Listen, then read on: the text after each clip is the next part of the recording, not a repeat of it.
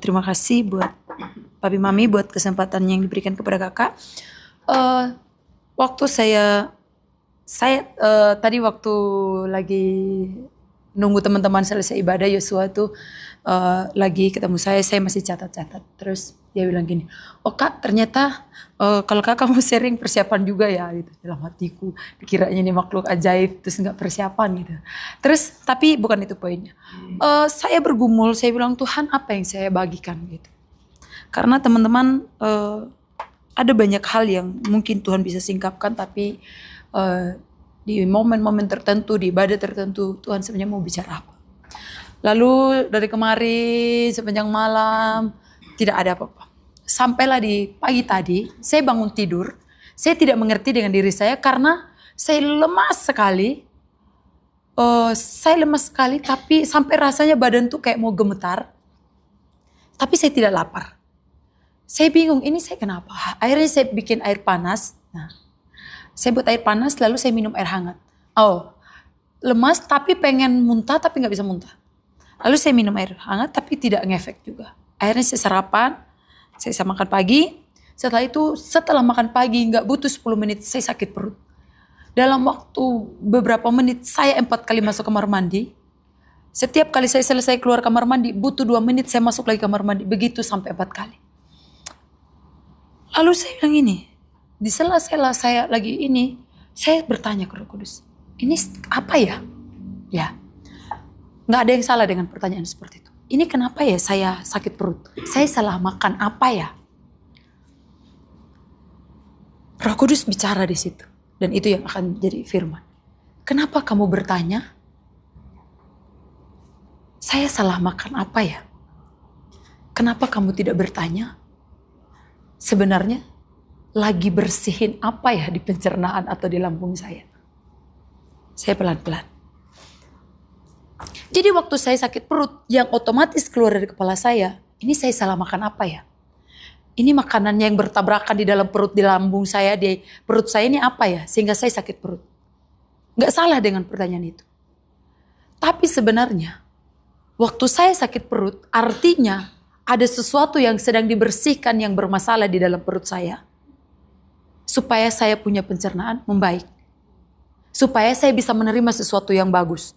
Supaya kalau saya makan lagi nanti, itu tidak jadi sumbatan untuk menerima makanan yang berikut. Artinya saya sakit perut karena di dalam sedang mau dibersihkan. Supaya nanti waktu terima makanan yang baru, dia tidak bercampur dengan yang lama.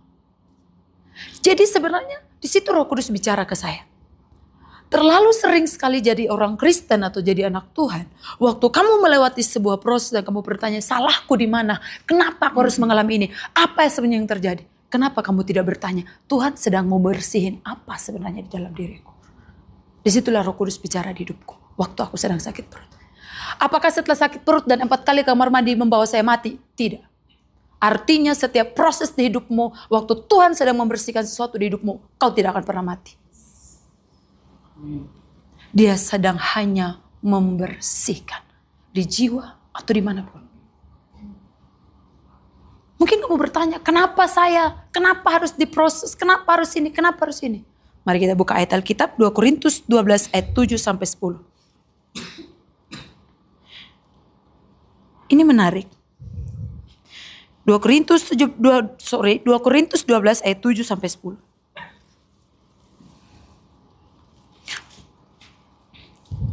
Yang cowok baca ayatnya yang ganjil, yang cewek baca ayatnya yang genap. 2 Korintus 12 ayat 7 sampai 10.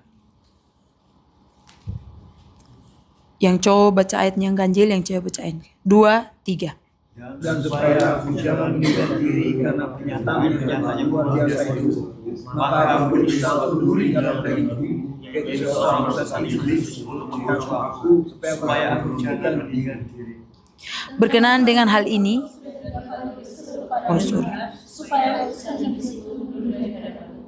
Tetapi jawab Tuhan kepadaku, bersyukurlah kasih karunia-Ku bagimu, sebab justru dalam kelemahan kuasa aku menjadi sempurna. Sebab itu aku lebih suka aku berpegang atas kelemahanku, supaya kuasa Kristus turun mengenalnya.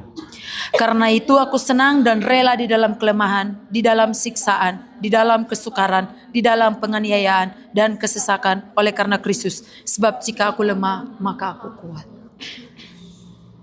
Teman-teman, percayalah, kalimat paling terakhir adalah kalimat favorit kita semua.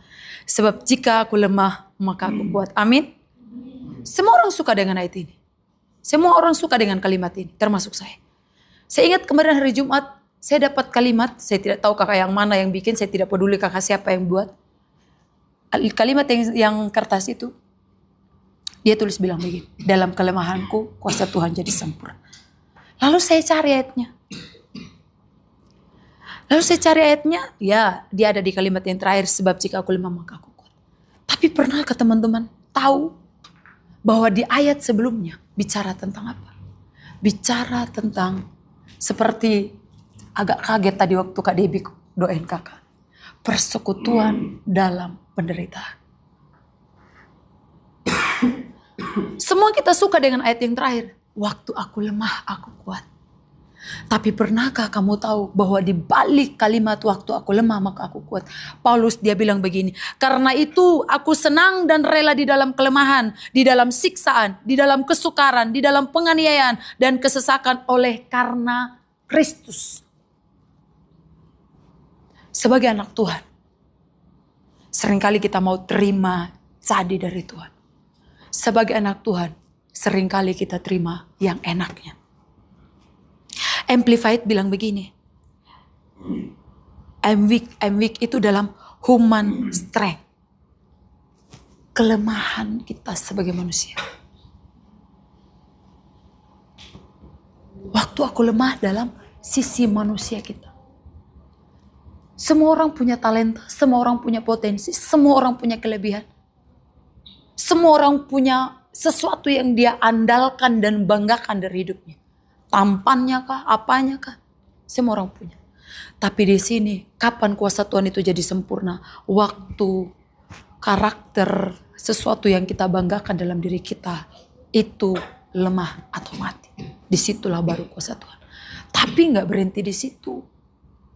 Kamu harus tahu, yang Paulus ini memang bicara tentang duri dalam daging Paulus. Yang dia sudah minta supaya Tuhan singkirkan itu, tapi Tuhan tidak singkirkan. Akhirnya dia mengeluarkan kalimat, karena itu aku senang karena aku senang dan rela dalam kelemahan. Saya kembali ke cerita saya tadi yang pertama. Kelemahan itu bicara tentang waktu kamu merasa lemah, waktu Tuhan membawamu kepada sesuatu yang tidak mengeluarkan potensi di hidupmu. Yang mungkin dimana kamu merasa, oh aku kelebihannya di sini. Tapi Tuhan membawa kamu di musim yang seperti ini, yang tidak lagi ada kelebihanmu di situ. Nah di situ, apakah semua orang suka? Tidak suka. Kenapa? Itu tidak nyaman. Tapi ada dua hal yang saya pelajari dari ayat ini. Saya mau bilang kepada teman-teman, aku nggak tahu proses apa yang kamu ada hadapi saat ini. Saya mau bilang bahwa selamanya Tuhan Yesus itu baik di hidup. Kenapa? Tidak sekalipun dia bermaksud jahat hidup. Kalau kamu harus lewatin lembah sekarang, berarti ada sesuatu hal yang mau dia sedang potong di hidupmu. Saya tidak sedang bicara tentang tubuh, jiwa, dan roh. Ya memang bagian dari itu. Tapi sekarang kalau kamu sedang ada di lembah itu bukan karena dosa, bukan karena perbuatanmu sendiri, bukan karena ulahmu sendiri. Kalau seolah-olah dia paksa kamu untuk masuk ke momen itu, kamu harus tanya, Tuhan sekarang kau sedang bersihin apa di dalam diriku? Atau yang kedua, kau sedang mempersiapkan apa untuk membawaku ke situ? Supaya kau tahu bahwa Bapakmu yang kau sembah setiap minggu, setiap hari, setiap jam itu tidak pernah bermaksud jahat dengan hidup. Untuk sampai ke pengertian ini butuh bertahun-tahun. Karena selalu saya berpikir, Tuhan membutuhkan saya melakukan sesuatu supaya dia baik. Gak peduli sekarang kau lagi belum ada uang. Gak peduli sekarang keluargamu seperti apa. Gak peduli sekarang kamu sedang ada di lembah seperti apa. Saya cuma mau bilang, Bapa akan selalu baik di hidup. God is good all the time. Itu bukan cuma lagu sambil goyang-goyang. Tapi kalau kita anak Tuhan, jadi pelayan Tuhan, Jadi anak Tuhan, jadi penyembah dalam roh dan kebenaran, jadi pembawa lawatan, jadi apa lagi? Kakak-kakak mentor, apa lagi yang memuridkan. Tapi kita masih ragu dengan kebaikan Tuhan di hidup kita. Sesuatu yang salah di hidup kita. Karena hanya dua. Kalau kamu diizinkan, kamu dibawa sebuah ke lembah atau apapun hari ini. Cuman dua. Satu, dia sedang bersihin sesuatu di hidupmu. Yang berkemungkinan itu nyampur dengan kalau Tuhan ngasih sesuatu dan itu mengotori yang baru. Atau yang kedua, dia sedang mempersiapkan hidupmu untuk sesuatu. Saya suka dengan kalimat, saya tidak tahu kalimat dari siapa, tapi sampai di telinga saya bilang begini. Daud dididik di padang gurun untuk dibawa ke kerajaan. Musa dididik di kerajaan untuk dibawa ke padang gurun. Tapi apakah mereka pernah tahu waktu mereka melewati proses didikan itu? Apakah Daud pernah tahu waktu dia sedang di padang gurun menghadapi singa dan beruang bahwa suatu hari nanti dia akan dibawa ke kerajaan? Mungkin dia tidak pernah tahu. Tapi dia memilih tetap percaya bahwa Tuhan di hidupnya adalah gembala yang baik. Apakah Musa dia tahu? Kalau suatu hari dia akan dikirim ke padang gurun, menyertai bangsa yang keras kepala seperti itu. Mungkin dia juga nggak tahu. Meskipun ada mungkin di keinginannya untuk membebaskan bangsanya yang menjerit. Meskipun dia udah berusaha untuk dengan kekuatannya malah dituduh sama sesama bangsanya. Tapi dia harus melewati proses didikan di kerajaan. Dan dia harus dibawa ke padang gurun. Sekarang kau sedang dididik di mana? Pertama kau sedang dibersihkan. Supaya apa? Efesus 1 ayat 3 berkata, segala berkat rohani di alam surgawi. Seharusnya itu jadi bagian kita. Tapi pertanyaannya, sudahkah kita bersih? Sudahkah kita murni? Sudahkah kita dengan rela bersekutu dengan penderitaannya? Karena di ayatnya, Roma 8 ayat 17 bilang begini. Satu orang bacakan buat kakak.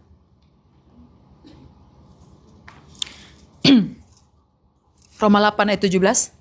Dan jika kita adalah anak Allah, maka kita juga adalah ahli waris. Maksudnya, orang-orang yang berhak menerima janji-janji Allah, yang akan menerimanya bersama-sama dengan Kristus, yaitu jika kita menderita bersama-sama dengan Dia, supaya kita juga dipermuliakan bersama-sama dengan Dia. Kita anak-anak Allah. Amin. Oleh karena itu, karena kita adalah anak-anak Allah, artinya kita sedang dipersiapkan jadi ahli waris. Nggak cukup di situ. Lanjutannya, kalau kamu sama-sama menikmati kemuliaannya dengan Kristus, artinya kamu harus siap melewati penderitaan yang dialami. Penderitaan yang dimaksudkan adalah, kalau di terjemahan lain, kamu melewati pengalaman yang sama dengan Dia. Apa yang terjadi dengan Kristus waktu Dia di bumi? Dihina, difitnah, dianggap bodoh. Kenapa? Orang suka dengan orang pintar, orang suka dengan orang kaya. Dia dekatin orang pezina, dia datangin orang sakit, dia datangin orang berdosa. Experience-nya Tuhan, kamu harus lewatin. Kita harus alami. Itu yang namanya bersekutu dalam penderitaan. Bukan penderitaan karena ulah kita. Jadi jangan cuma bilang, kita ahli waris, amin. Amin. Tidak ada yang salah. Tapi pernahkah kita tahu bahwa ayat lanjutan, kamu harus bersekutu dalam penderitaannya supaya kamu sama-sama dimuliakan dengan Dia. Tapi sekali lagi, pengertiannya bukan cuma menderita-menderita, cari penderitaan sendiri, bukan.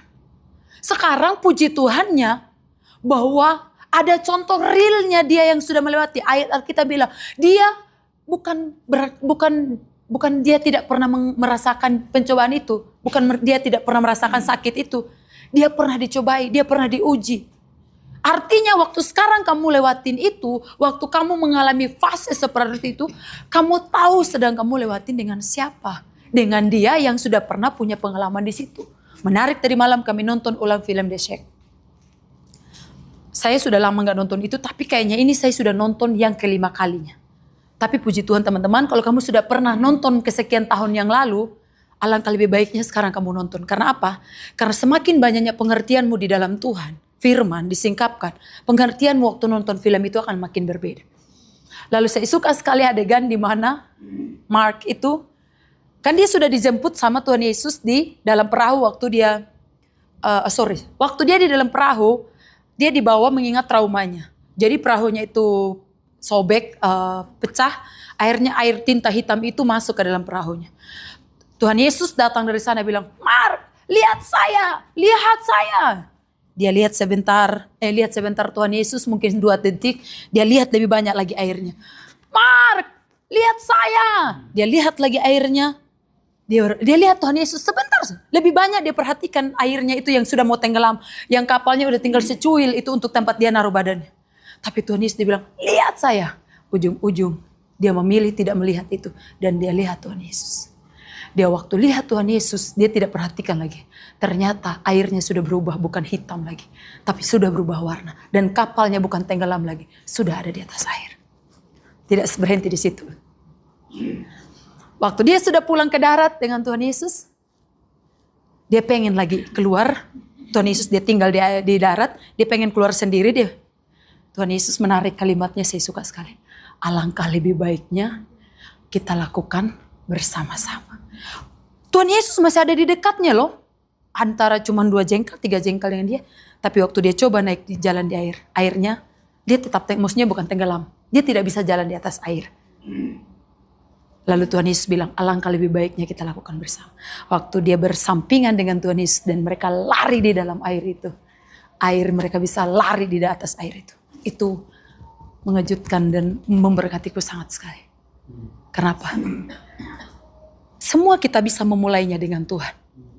Tapi pertanyaannya, apakah sekarang masih berlari bersama dengan Dia? Atau kita sudah, kemarin aku udah pernah jalan di atas air itu waktu dia jemput saya di tengah danau itu. Dan sekarang kita berlari sendiri. Saya suka manis sekali. Makanya Mark dia bilang begini, saya lebih senang kalau dengan kamu katanya. Gimana itu bahasanya? Maksudnya kayaknya dia lebih, kalau ngobrol sama Tuhan Yesus itu dia lebih seru daripada ngomong sama Roh Kudus sama Allah Bapa. Saya tidak mengajarinnya itu, maksudnya di film itu. Karena terus Tuhan Yesus bilang gini, ya kan aku juga manusia gitu. Ada yang menarik. Jadi teman-teman kalau kakak-kakak mungkin yang sudah nonton sekian tahun yang lalu, nontonlah.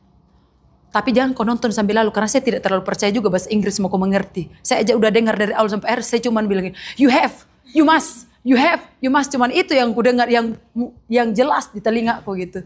Waktu roh kebijaksanaan itu ngomong. Kenapa teman-teman? Kadangkala kita sudah memulainya dengan, itu kan ayatnya.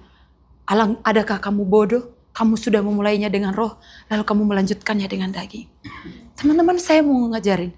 Kita ini bukan orang-orang Kristen gampangan. Kita ini anak-anak Tuhan yang bukan cuma dipersiapkan jadi RT. Ya, percaya kan? Kamu harus tahu bahwa poin paling pertama kamu harus mengerti Bapakmu di surga itu baik. Ya ampun, aku lihat Bapak itu, kan dia panggil Papa ya di film itu. Cool banget. Kayak gak ada ngegasnya. Kayaknya kesabarannya tiada ujung. Cintanya tiada ujung. Menghadapi Mark yang moodnya swing. Sebentar dia bilang dia memaafkan, tiba-tiba dia, gimana dengan misi? Gimana dengan ini? Tapi di situ meneguhkan saya lagi. Bahwa Bapa itu sangat baik. Dia tidak terpancing dengan moodmu. Dia tidak terpancing dengan kebodohan kita. Dia tidak terpancing dengan tingkah-tingkah kita yang kekanak-kanaan. Cintanya konsisten. Tapi pertanyaannya, kita ini, sekarang buka dulu 2 Korintus 5 ayat 17 apa 12? Ntar.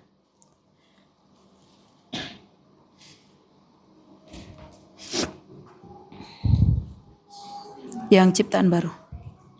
17. 2 Korintus 5 ayat 17. Kita sama-sama baca.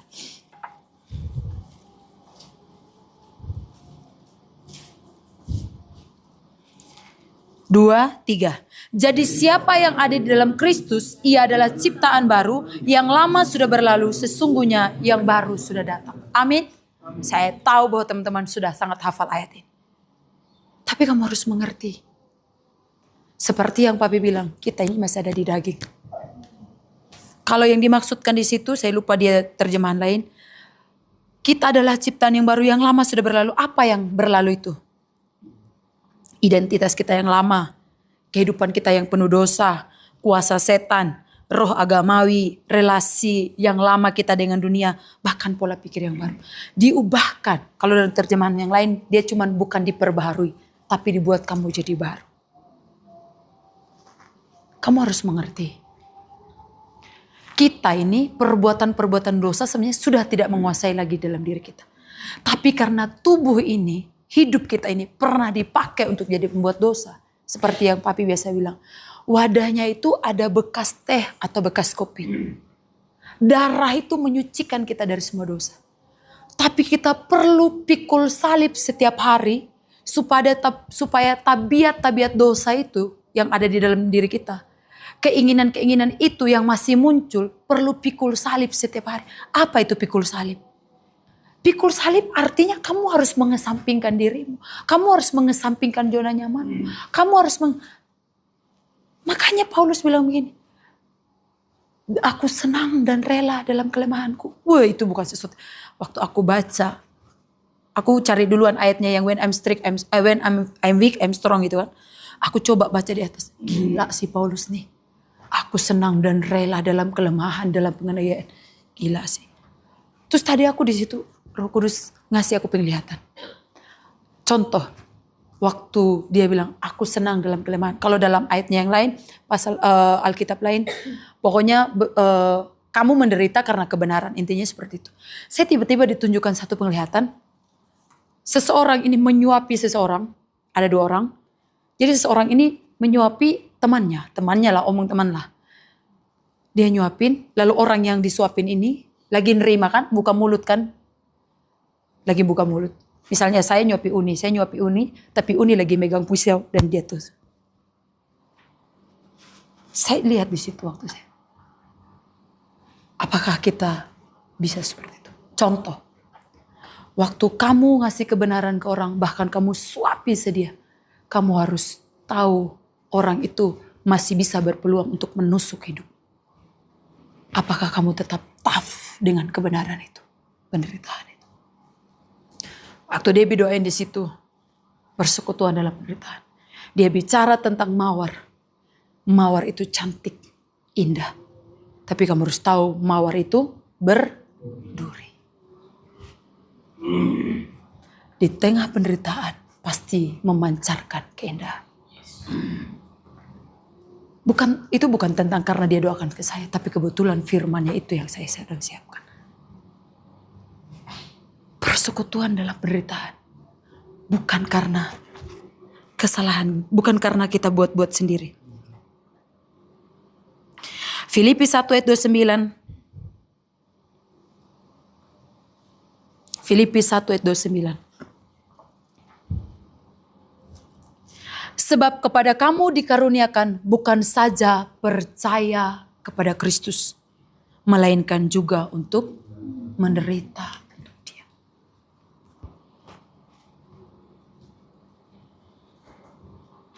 Filipi 3 ayat 10. Yang ku kehendaki ialah mengenal Dia dan kuasa kebangkitannya dan persekutuan dalam penderitaannya, di mana aku menjadi serupa dengan Dia dalam kematian.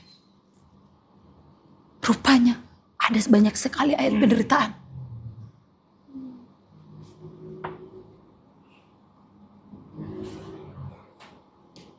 Satu Petrus 3 ayat 14. Tetapi sekalipun kamu harus menderita juga karena kebenaran, kamu akan berbahagia. Sebab itu janganlah kamu takuti apa yang mereka takuti dan janganlah gentar. Dan rupa-rupanya teman-teman, saya punya ayat hafalan. Saya tidak menyebutkan itu ayat pegangan. Ayat hafalan saya sejak saya kelas 5 SD atau kelas 6.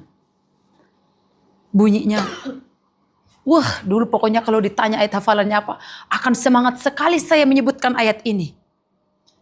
2 tahun yang lalu tuh, 3 tahun yang lalu. Aduh Tuhan Yesus, berat sekali ayatnya. Kamu tahu ayat hafalan saya apa dari kelas 5 SD? 1 Petrus 3 ayat 17. Sebab lebih baik menderita karena berbuat baik, jika hal itu dikehendaki Allah, daripada menderita karena berbuat jahat. Ampun Tuhan, kenapa sih ayat hafalannya kayak gitu? Saya tidak tahu ayat ini yang benar-benar waktu itu saya ingat sekali. Saya lagi baca buku renungan, tahu buku renungan yang kecil dulu. Terus ada ceritanya di situ, terus di atas ada ayatnya. Dari semua hari-hari yang saya baca itu nggak tahu ayat itu yang melekat sekali sampai hari ini.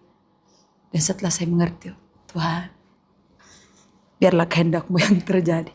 Jadi teman-teman, kamu harus mengerti. Kita, tadi kamu sudah ciptaan yang baru. Enggak berhenti di situ, kamu sudah dipulihkan dari semua. Kamu terlalu egois kalau kayak gitu. Kita terlalu egois. Oh, yang penting aku selamat. Yakin kau masuk surga. Karena apa? Karena orang yang hidup merdeka nggak akan cukup, nggak akan puas, nggak akan berhenti hidup buat dirinya sendiri. Jadi hari ini kamu kalau kita masih mikir aku. Selama kita masih urusi hanya buat diriku, kita nggak akan pernah bisa melihat penyediaan Tuhan. Kenapa? Karena Tuhan Yesus bukan cuma aku terus waktu dia berikan contoh di dunia. Tapi dia ngajarin seperti yang Debbie bilang di Holy Ground kemarin. Cinta Tuhan sudah pasti. Tapi salib itu vertikal dan horizontal. Waktu kamu sudah sama Tuhan, kamu harus sama sesama.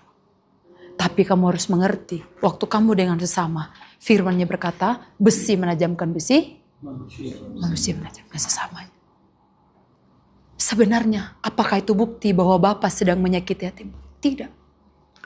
Kembali lagi, karena ada sesuatu yang sedang Dia bersihkan. Pertama, untuk kamu jadi ahli waris, partner kerajaan Allah. Pertama, kita harus dibersihkan dan dimurnikan. Ini bukan sesuatu yang mudah buat saya pun. Ini anugerah yang memampukan untuk melewati itu. Dibersihkan dan dimurnikan. Ayub bilang, sekali kalau dia menguji aku akan timbul seperti emas. Kenapa? Karena cuman emas yang senang ketemu api. Kalau itu kayu, dia tahu endingnya nanti kalau ketemu api habis. Kalau kamu emas, kamu akan senang ketemu api karena artinya kamu semakin murni. Pewaris, partner kerajaan Allah. Yang kedua, yang satu dibersihkan dan dimurnikan. Kamu kedua, kamu harus mengerti supaya kita ini waktu dibersihkan dan dimurnikan, yang terpancar di hidup kita itu kuasa Allah. Yohanes 14 ayat 2, mari sama-sama buka.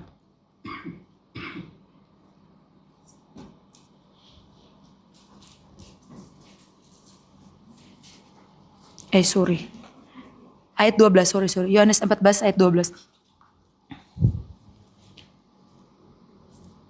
Mari kita sama-sama baca berkata, Aku berkata kepadamu, sesungguhnya barang siapa percaya kepadaku, ia akan melakukan juga pekerjaan-pekerjaan yang aku lakukan, bahkan pekerjaan-pekerjaan yang lebih besar daripada itu, sebab aku pergi kepada Bapa.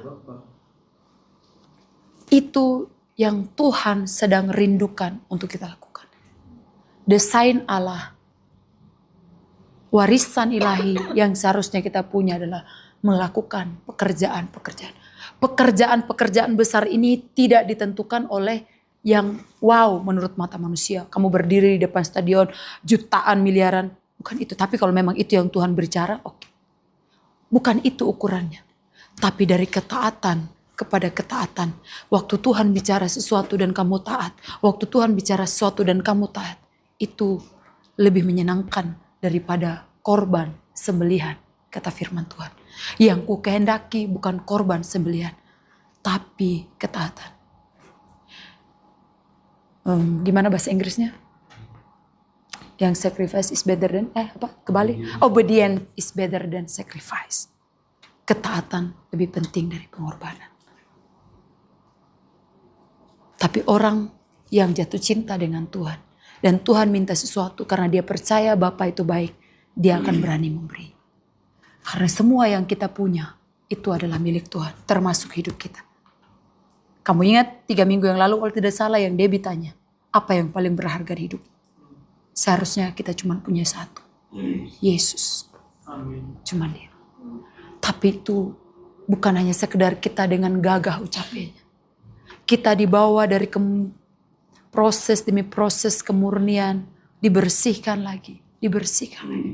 Berhenti bertanya, berhenti menyalahkan orang lain, berhenti menyalahkan siapapun. Kenapa ini terjadi? Mari belajar tanya sama Tuhan. Tuhan, apa yang sedang kau bersihkan kali ini di hidupku? Tuhan, apa yang sedang kau persiapkan di hidupku?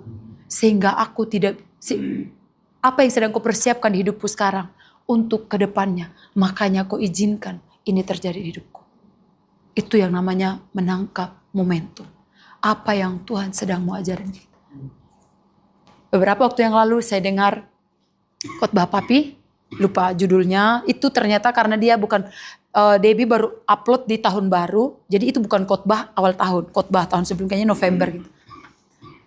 Papi bilang, Bi, menarik sekali.